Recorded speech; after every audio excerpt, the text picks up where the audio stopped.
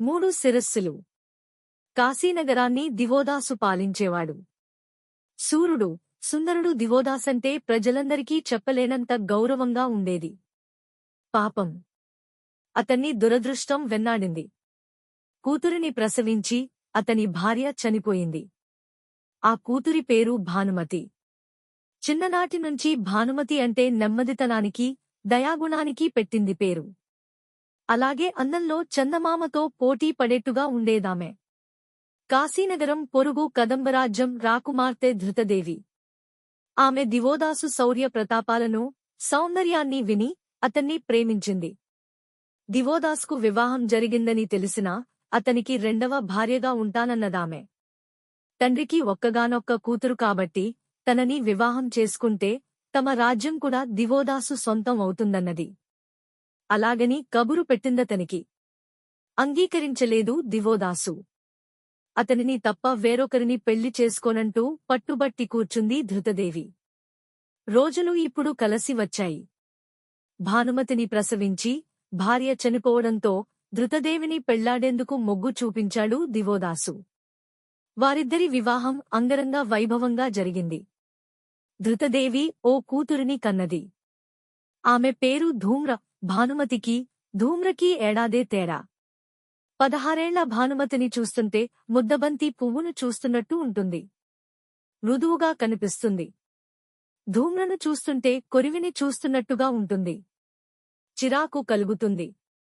సవతి తల్లి ధృతదేవికి భానుమతి అంటే పడదు. ఆమె పోడే గిట్టదు. దివోదాసు మనసు వెరిచేసిందామె. ఫలితంగా భానుమతిని పెద్దగా పట్టించుకునేవాడు కాదు తండ్రి. అది అవకాశంగా భానుమతిని అనేక రకాలుగా హింసించేది ధూమ్ర. ఆమెను కొట్టేది, తిట్టేది. భోజనం చేస్తోంటే అన్నంలో ఇసుక పోసేది. తాగుతున్న నీళ్లలో చేదువిషం కలిపేది. చెల్లెలు అల్లరిని భరించగలిగినా తండ్రి తనని చేరదీయడం లేదని తెలిసి కుమిలి కుమిలి ఏడ్చేది భానుమతి. అంతఃపురం కన్నా అడవే మేలు అనుకునేది. ఒకరోజు ఉద్యానవనంలో తండ్రిని కలిసింది భానుమతి. చేతులు జోడించి నమస్కరించిందతనికి. అడిగిందిలా, నాకో చిన్న సాయం చేయండి మహారాజా. చెప్పు. నా అదృష్టాన్ని వెదుక్కుంటూ నేను ప్రపంచ పర్యటన చేయాలనుకుంటున్నాను. మీరు అందుకు అంగీకరించండి మహారాజా ప్రాధేయపడింది. సరేనన్నాడు రాజు. ప్రక్కనే ఉన్న ధృతదేవిని ఆజ్ఞాపించాడిలా, అమ్మాయికి కావాల్సినవి ఇచ్చి పంపండి. పీడా పోతున్నదని సంబరపడింది ధృతదేవి. దోసెడు అటుకులు, ఓ బెల్లం ముక్క, చిన్న మరచెంబుతో నీళ్ళిచ్చి వాటిని చిరిగిన తిత్తిలో పెట్టి భానుమతికి పంపిందామె. తిత్తిని చంకలో పెట్టుకుని ఒంటరిగా, దీనంగా వెళ్లిపోతున్న భానుమతిని అంతఃపురం కిటికీ నుంచి తల్లి సహా ధూమ్ర కూడా చూసి ఆనందించింది. భానుమతి కొండలు దాటింది, కోనలు దాటింది, నదులు దాటింది, నదాలు దాటింది, లోయలు దాటింది, పాయలు దాటింది. దాటి దాటి మళ్లీ ఓ అరణ్యంలోనికి ప్రవేశించింది. ఆ అరణ్యంలో నడుస్తూ కొండ గుహ ముందర కూర్చున్న ఓ ముసలి సన్యాసిని చూసింది. అతను సన్నగా ఉన్నాడు. తిండిలేని వాడిలా నీరసంగా ఉన్నాడు. తెల్లగడ్డంతో చిరిగిన పచ్చడాన్ని కప్పుకుని ఉన్నాడు. పలకరించాడు భానుమతిని. ఈ అరణ్యంలో ఒంటరిగా ఎక్కడికి వెళ్తున్నావమ్మా? ఎక్కడికి అంటే ఏమని చెప్పను తండ్రి. నా అదృష్టాన్ని వెదుక్కుంటూ వెళ్తున్నాను అన్నది భానుమతి. నీ చంకన ఉన్న ఆ తిత్తిలో ఏమున్నదమ్మా? అటుకులు బెల్లం ఉన్నాయి. మరచెమ్ములో మంచినీళ్లున్నాయి. ఆకలిగా ఉంది తల్లి. దాహంగా కూడా ఉంది. ఇన్ని అటుకులు, ఇంత బెల్లం పెట్టి గుక్కెడు నీళ్ళివ్వమ్మా అడిగాడు సన్యాసి. తప్పకుండా అన్నది భానుమతి. తిత్తిని విప్పి అందులోంచి గుప్పెడు అటుకులు తీసి ఇచ్చింది. చిన్న బెల్లం ముక్క కూడా ఇచ్చింది. వాటిని తిన్న తర్వాత సన్యాసికి గుక్కెడు నీరు కూడా ఇచ్చింది. తాగి తేటన పడ్డాడు సన్యాసి. ఆకలి అంటే అటుకులు ఇచ్చావు, దాహం అంటే నీరిచ్చావు. నీకు నేనేమి ఇవ్వను అడిగాడు సన్యాసి. ప్రేమగా భానుమతిని చూసి తర్వాత తన దగ్గరగా ఉన్న మంత్రదండాన్ని చూశాడు. తీశాడు దాన్ని. భానుమతికి అందజేశాడు. ఇది తీసుకో. ముందు ముందు అంతా అగమ్యగోచరంగా ఉంటుంది. పెద్ద పెద్ద ముళ్లతో, తీగలతో కంచె ఒకటి కనిపిస్తుంది నీకు. దానిని దాటి వెళ్లడం అసాధ్యం. అప్పుడు ఈ మంత్రదండంతో కంచెమీద 3 సార్లు కొట్టు. కొట్టిన ప్రతిసారీ దయచేసి దారివ్వు, దయచేసి దారివ్వు అని అడుగు. ఇస్తుంది. దారిలో కనిపించే కాలిబాట మీద నడచి వెళ్తుంటే ఒక నుయ్యి కనిపిస్తుంది.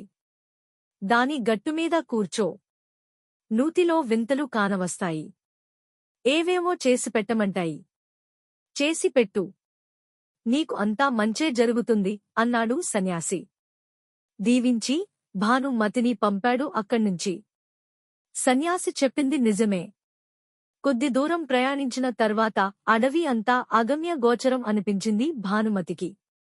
ముందుకు పోయేందుకు వీలు లేకుండా పెద్ద పెద్ద ముళ్లతో కంచె ఒకటి కనిపించిందామెకు. చేతిలోని మంత్రదండాన్ని చూసిందప్పుడు. దానితో కంచెమీద 3 సార్లు కొట్టింది. కొట్టిన ప్రతిసారీ దయచేసి దారివ్వు, దయచేసి దారి ఇవ్వు అన్నది భానుమతి. మూడోసారి అడిగిన వెంటనే కంచె కూలిపోయింది. ఎదురుగా కాలిబాట కనిపించింది. ఆ బాటలో నడవసాగింది భానుమతి. కాసేపటికి సన్యాసి చెప్పినట్టుగానే నుయ్యి కనిపించింది. చెప్పాడు కదా గట్టుమీద కూర్చోమని, అలాగే కూర్చుంది భానుమతి. నూతిలోకి చూసింది. ఆమె చూస్తుండగానే నూతిలో ఓ బంగారు శిరస్సు ప్రత్యక్షమయ్యింది. శిరస్సు ఒక్కటే. మిగిలిన శరీరం లేదు. దానికి శిరస్సు మీది జుత్తంతా చిందరవందరగా ఉంది. జటలు కట్టి ఉంది. అది అడిగిందిలా, చిక్కు తియ్యి, తలంటు పొయ్యి, ఆరబెట్టి అన్నం పెట్టు, ఒట్టుపెట్టి జట్టు కట్టు. అలాగే అంది నవ్వుతూ భానుమతి. చేతులు జాచి నూతిలోని బంగారు శిరస్సును ఒళ్ళోకి తీసుకుంది. ఆసరికే గట్టుమీద ఉన్న వెండి దువ్వెన తీసుకుని చిందరవందరగా ఉన్న దాని జుత్తు సరిచేసింది. జటలు విప్పింది. స్నానం చేయించింది. నోటిలో గుప్పెడు అటుకులు, ఇంత బెల్లం ముక్కపెట్టి అటుకులు నములుతూ ఉంటే శిరస్సును జాగ్రత్తగా నూతిలో జార విడిచింది. మరుక్షణంలో మళ్లీ మరో శిరస్సు ప్రత్యక్షమైంది. అది కూడా మొదటి శిరస్సులాగానే అడిగిందిలా, చిక్కు తియ్యి, తలంటు పొయ్యి, ఆరబెట్టి అన్నం పెట్టు, ఒట్టుపెట్టి జట్టు కట్టు. సరేనన్నది భానుమతి. దానిని కూడా నూతిలోంచి తీసి, అది అడిగినట్టుగానే చేసి, దానిని నూతిలో జాగ్రత్తగా జార విడిచింది. అంతలో మరో శిరస్సు, మూడో శిరస్సు ప్రత్యక్షమైంది. అది కూడా భానుమతిని అడిగిందిలా, చిక్కు తియ్యి, తలంటు పొయ్యి, ఆరబెట్టి అన్నం పెట్టు, ఒట్టుపెట్టి జట్టు కట్టు. తప్పకుండా అన్నది భానుమతి. శిరస్సు అడిగినట్టుగానే అన్నీ చేసి, దానిని జాగ్రత్తగా నూతిలో జారవిడిచింది. 3 శిరస్సులకు చిక్కులు తీసి, తలంటి, ఆరబెట్టి అలసిపోయిందేమో. ఆకలి వేసింది భానుమతికి. మిగిలిన అటుకులు, బెల్లం తిని, నీళ్లు తాగింది. నిద్ర వస్తున్నట్టనిపిస్తే కళ్ళు మూసుకుంది. నూతి గట్టుమీదే కునుకు తీయసాగింది. అంతఃపురంలో ఉండాల్సిన పిల్ల ఆఖరికి అడవిలో నూతిగట్టున కూర్చుంది. రోజులు కలసి రాకపోతే ఇంతే, అంది నూతిలోని మొదటి శిరస్సు. అందానికి అందం, అణకువకు అణకువ, సాయం చేసే గుణం ఉన్న భానుమతికి మనం తప్పనిసరిగా సాయం చేయాలి, అన్నది రెండో శిరస్సు. ఏం చేద్దామో చెప్పు, అడిగింది మూడో శిరస్సు. నేనైతే భానుమతి అందాన్ని రెట్టింపు చేస్తాను. చూస్తే చాలు, ఇంకా ఇంకా చూడాలనిపించేలా చేస్తాను. ఆమె అందాన్ని చూస్తూ తల తిప్పుకోవడం అసాధ్యం అనిపించేలా చేస్తాను, అన్నది మొదటి శిరస్సు. నేనేం చేస్తానంటే, భానుమతి గొంతును కోకిల గొంతులా మారుస్తాను. ఆమె మాట్లాడితే పాట పాడుతున్నట్టుగా ఉంటుంది, అన్నది రెండో శిరస్సు. అదృష్టాన్ని వెదుక్కుంటూ ప్రపంచ పర్యటన చేస్తోంది కదా, ఆ అదృష్టాన్ని ఆమె కళ్ళెదుటే ఉంచుతాను. భానుమతిని ఓ రాకుమారుడు పెళ్లాడేటట్టు చేస్తాను, అన్నది మూడో శిరస్సు. అంతలో మెలకువ వచ్చినట్టుంది. కళ్ళిప్పి చూసింది భానుమతి. నూతిలోని శిరస్సులు నవ్వుతూ ఆమెను చూడడాన్ని గమనించింది. మరి నాకు సెలవు అని బయల్దేరింది. అక్కడ్నుంచి బయల్దేరుతూ శిరస్సులతో అందిలా. మొత్తం అంతా బంగారంతో ఉన్నారు. ఎవరైనా మిమ్మల్ని చూస్తే దొంగిలిస్తారు. జాగ్రత్త అన్నది భానుమతి. ముందుకు నడిచింది. శాకాద్వీపానికి చేరుకుంది. అక్కడి అరణ్యంలో నడుస్తూ ఉన్నది. అదే సమయానికి అటుగా ఆ ద్వీపం యువరాజు భవ్యుడు వేటకు వచ్చాడు. లేడీని వెంట తరుముతూ గుర్రం మీద పరుగున వచ్చి, లేడీ కనిపించకపోవడంతో దానిని వెదుకుతూ అటూ ఇటూ చూడసాగాడు. అప్పుడతనికి అందాల బొమ్మ భానుమతి కనిపించింది. తల తిప్పుకోవీలులేని సౌందర్యం. ఆశ్చర్యపోయాడతను. గుర్రం దిగాడు. భానుమతికి దగ్గరగా వచ్చాడు. దగ్గరగా వచ్చిన రాకుమారుణ్ణి చూసి భయంగా వెనకడుగు వేసింది భానుమతి. భయపడకు సుందరి. నీకు ఎలాంటి అపాయాన్ని తలపెట్టను అన్నాడు భవ్యుడు. భానుమతికి అభయాన్ని కల్పించాడు. నీ పేరేమిటి? ఎక్కడి దానవు? ఈ అడవిలో ఒంటరిగా ఎందుకు సంచరిస్తున్నావు? అడిగాడు. నా పేరు భానుమతి.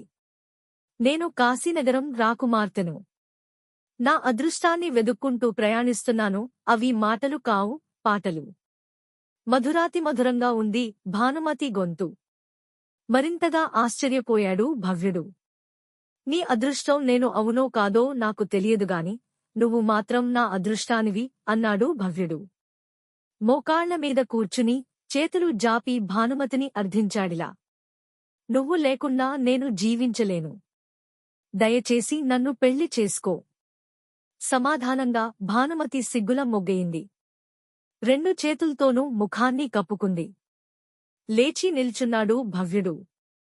ముఖం మీది ఆమె చేతుల్ని సున్నితంగా తొలగించి దగ్గరగా తీసుకున్నాడు. నా స్వప్నసుందరి నన్ను కటాక్షించింది అన్నాడు. భానుమతి సహా గుర్రాన్ని అధిరోహించి శాకా ద్వీపానికి దారి తీశాడు. అదృష్టాన్ని వెతుక్కుంటూ ప్రపంచ పర్యటన చేస్తున్న రాకుమారి భానుమతిని శాకా ద్వీపం రాకుమారుడు భవ్యుడు చూశాడు. మొదటి చూపులోనే ఆమెను ప్రేమించాడు. పెళ్లి చేసుకోమని ప్రార్థించాడు. అంగీకరించింది భానుమతి. ఆమె సహా భవ్యుడు గుర్రాన్ని ఎక్కి శాకా ద్వీపానికి చేరుకున్నాడు. తల్లిదండ్రులు, మంత్రి సామంతుల ఆశీస్సులు అందుకున్నాడు. భానుమతిని అంగరంగ వైభవంగా పెళ్లి చేసుకున్నాడు. భానుమతిని భవ్యుడు పెళ్లి చేసుకున్నాడని తెలిసి ఆమె తండ్రి దివోదాసు ఎంతగానో సంతోషించాడు. అత్తారింటికి కాశీనగరం రమ్మని అల్లుణ్ణి ఆహ్వానించాడు. మామగారి ఆహ్వానాన్ని అందుకుని భానుమతి సహా భవ్యుడు బంగారురథంలో కాశీనగరంలో ప్రవేశించాడు. భవ్యుణ్ణి చూశారు పురప్రజలు. భానుమతి అందానికి, అణకువకి తగిన భర్త దొరికాడని గొప్పగా చెప్పుకున్నారు. శాకా ద్వీపం చాలా పెద్ద రాజ్యం. 10 కాశీనగరాలు కలిస్తే ఎంతో అంత పెద్ద ద్వీపం. ఆ ద్వీపం రాకుమారుడు భవ్యుడు అంటే చక్రవర్తి సమానుడు అన్నారంతా. కేతనాలు ఎత్తారు. బాజాభజంత్రీలు మోగించారు. ఆటపాటలతో నగరం అంతా హోరెత్తించారు. ఊహకి అందని స్వాగతం. ఆ స్వాగతానికి ఉక్కిరిబిక్కిరి అయ్యాడు భవ్యుడు. 16 రోజులపాటు పండగలా చేశారు. వినోదాలు, వేడుకలేగాక దానధర్మాలు కూడా చేసి దివోదాసు అల్లుణ్ణి అలరించాడు. తప్పనిసరే ఆ వేడుకల్లో తల్లి కూతుళ్లు ధృతదేవి, ధూమ్ర పాల్గొన్నారు. అసూయతో రగిలిపోతున్న దానిని కనబడనీయక జాగ్రత్త వహించారిద్దరూ. 16 రోజుల పండుగ అనంతరం భార్య సహా భవ్యుడు శాకాద్వీపానికి తిరిగి వెళ్లిపోయాడు. భార్యతో సుఖించసాగాడు. భానుమతి ఆనందానికి అంతులేకపోయింది అక్కడ. హాయిగా జీవించసాగింది. ఇక్కడ ధృతిదేవి ధూమ్రలకు ఆనందం కరువై హాయి అన్నది లేక ఆలోచిస్తూ సతమతం కాసాగారు. అమ్మా అమ్మా, నేను నా అదృష్టాన్ని వెదుక్కుంటూ ప్రపంచ పర్యటన చేస్తాను.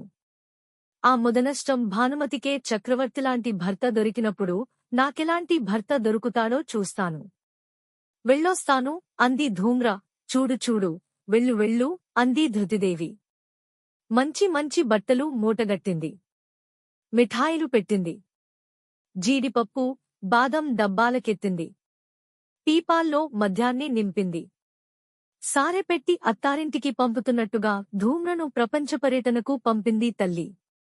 భానుమతి ఏ దారిలో నడిచిందో ఆ దారిలోనే ప్రయాణించింది ధూమ్ర.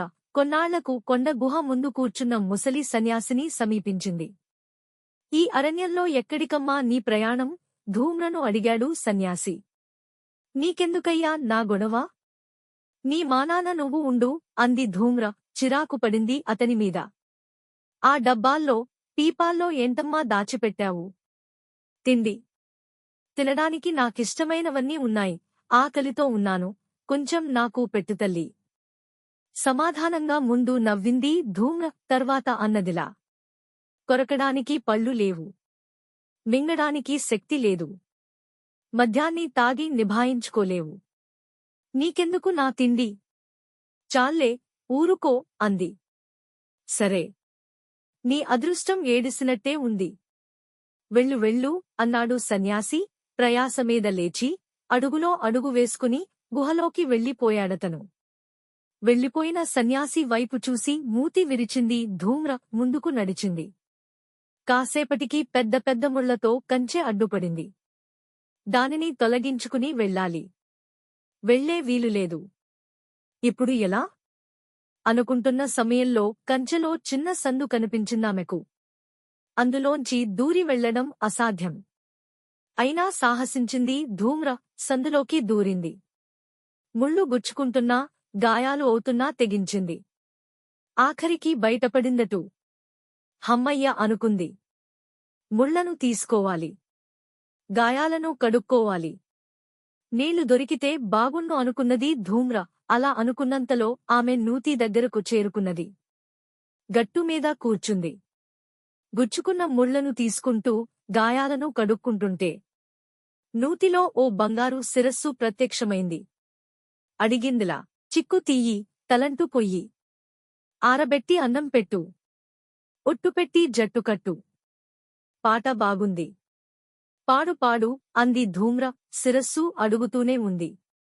పట్టించుకోలేదు ధూమ్ర. పైగా పదే పదే అదే వాక్యాలను శిరస్సు వల్లే వేయడం చిరాకు కలిగించిందామెకు. చేత్తో ఒక్క మొట్టు మొట్టింది బంగారు శిరస్సుని. ఆ దెబ్బకి శిరస్సు నూతిలోకి వెళ్ళిపోయింది. అది అట్టడుగునకు చేరినట్టుగా బుడగలు వచ్చాయి. అంతలో రెండో శిరస్సు ప్రత్యక్షమైంది. అడిగిందిలా. చిక్కు తీయి, తలంటు పొయ్యి. ఆరబెట్టి అన్నం పెట్టు. ఒట్టుపెట్టి జట్టుకట్టు. కాళ్ళు చేతులు కడుక్కుని భోంచేద్దామని నేను అనుకుంటుంటే నీకేమో నేను చిక్కుతీసి, తలంటు పోసి, అరబెట్టి అన్నం పెట్టాలా? నేను నీకు పని మనిషిలా కనిపిస్తున్నానా? పిచ్చి మాటలు నువ్వు అంది ధూమ్ర కోపంగా ఆ శిరస్సు మీద ముట్టింది. దెబ్బకి ఆ శిరస్సు కూడా నూతి అడుగునకు చేరుకుంది. కాళ్ళు చేతులు శుభ్రం చేసుకుని తెచ్చుకున్న పదార్థాలను ముందు పెట్టుకుని తినసాగింది ధూమ్ర. అంతలో మూడో శిరస్సు నూతిలో ప్రత్యక్షమైంది. అడిగిందిలా. చిక్కు తీయి, తలంటు పొయ్యి. ఆరబెట్టి అన్నం పెట్టు. ఒట్టుపెట్టి జట్టుకట్టు. పిచ్చిపిచ్చిగా ఉందా? పదే పదే అదే పాట పాడుతున్నావు. అదిగో అక్కడ వెండి దువ్వెన ఉందిగా, తీసుకుని నీకు నువ్వే చిక్కు తీసుకో. తలంటుకో. పో అంది ధూమ్ర. దాని నెత్తిన కూడా గట్టిగా ముట్టింది. ఆ శిరస్సు కూడా నూతి అడుగునకు చేరుకుంది.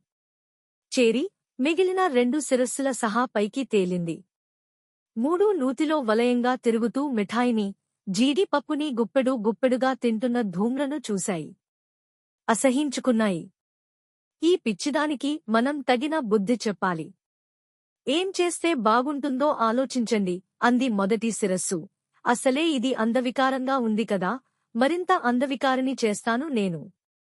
దీని ముఖం మీద మరిన్ని మచ్చలు పెడతాను అంది రెండో శిరస్సు. నేనేం చేస్తానో తెలుసా? ఈ ముష్టిది మాట్లాడుతుంటే కాకి అరుస్తున్నట్టుగా చేస్తాను. దీని మాటంటే కాకిగోల అనిపిస్తాను అంది మూడో శిరస్సు. దీనిని ఓ చెప్పులు కుట్టుకునేవాడు పెళ్లి చేసుకునేలా చేస్తాను నేను అంది మొదటి శిరస్సు. ఈ మాటలేవీ వినిపించుకోలేదు ధూమ్ర. తిండి యావలో ఉందామె. బయట ఉంటే మళ్లీ మొడుతుందేమోనని మూడు శిరస్సులు నూతిలో మునిగిపోయాయి. కనిపించలేదు మరి. కడుపు నిండా తిని బ్రేవున త్రేంచింది ధూమ్ర. నిద్రవస్తున్నట్టనిపిస్తే కాసేపు పడుకుందక్కడ. తర్వాత మేల్కుని అక్కడ్నుంచి బయల్దేరింది. ఓ నగరానికి చేరుకుంది. నెత్తిమీద చంకనా మూటలతో, ముఖం నిండా మచ్చలతో అందవికారంగా ఉన్న ధూమ్రను చూసి వీధిలో ఆడుకుంటున్న పిల్లలు భయపడ్డారు. పరుగందుకున్నారు. పిల్లలు ఎందుకు భయపడుతున్నారో, ఎందుకు పరిగెడుతున్నారో అర్థం కాలేదు ధూమ్రకి. ఆగండి ఆగండి అంటూ వెంటబడసాగింది. తాను ఆగండి అంటోంది. అయితే ఆ మాట అలా వినిపించట్లేదు. గొంతు చించుకుని కాకి అరుస్తున్నట్టుగా ఉంది. దాంతో పిల్లలు ఇంకా భయపడసాగారు. పరుగుదీస్తున్న పిల్లలని, వారి వెంటపడుతున్న ధూమ్రని చూశాడు విరూపుడు. తొలినాళ్లలో విరూపుడు చెప్పులు కుట్టేవాడు. ఆ వృత్తితో పొట్ట పోషించుకునేవాడు. ఒకనాడు ఓ సన్యాసి మరణిస్తూ తనకి తెలిసిన వైద్యాన్ని నేర్పాడు విరూపునికి. ఆ వైద్యంతో శరీరంలోని ఎలాంటి రోగాన్నైనా తొలగించవచ్చు. మచ్చలను కూడా మాయం చేయొచ్చు. మచ్చల మీద ఒక రకమైన పసరు పూస్తాడు విరూపుడు. ఆ పసరుకి మచ్చలు పోతాయి. అలాగే ఆ పసరు చప్పరిస్తే గొంతు కూడా వెడుతుంది.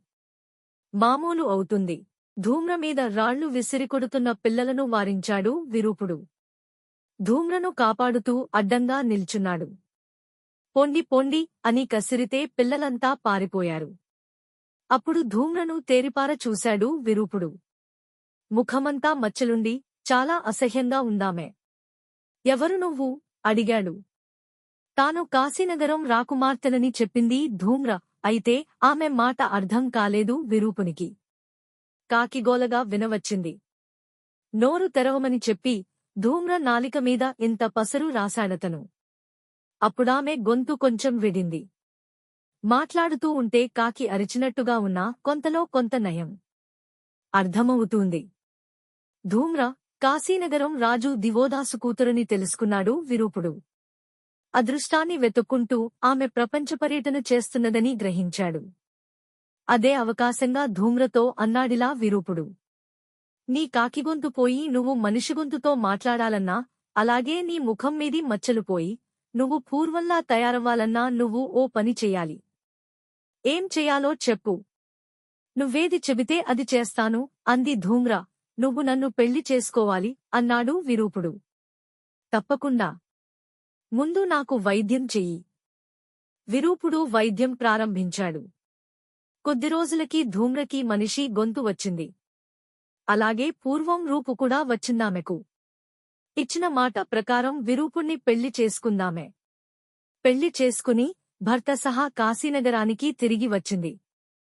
ధూమ్రని విరూపుణ్ణి చూసి పురప్రజలంతా ముఖాలు చిట్లించుకున్నారు. గంతకు తగ్గ బొంత దొరికింది అనుకున్నారు. చాటుగా నవ్వుకున్నారు. తొలినాళ్లలో విరూపుడు చెప్పులు కుట్టేవాడని తెలుసుకుని అతన్ని అల్లుడిగా స్వీకరించలేకపోయింది ధృతదేవి. ఆ బాధను తట్టుకోలేక భర్తని, నగరాన్ని విడిచి అడవుల్లోనికి పారిపోయింది. తల్లిలేని అంతఃపురంలో తాను ఉండలేనన్నది ధూమ్ర. భర్త సహా అతని నగరానికి తరలి వెళ్లిపోయింది. ఎవరికీ కనిపించకుండా పోయింది.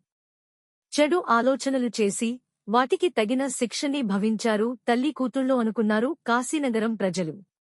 కొన్నాళ్లకి శాకాద్వీపానికి కాశీనగరం, కదంబరాజ్యాలు రెండు సామంత రాజ్యాలయ్యాయి. వాటిని భవ్యుడు దివ్యంగా పాలించసాగాడు. Thanks for watching 90s Kids Stories.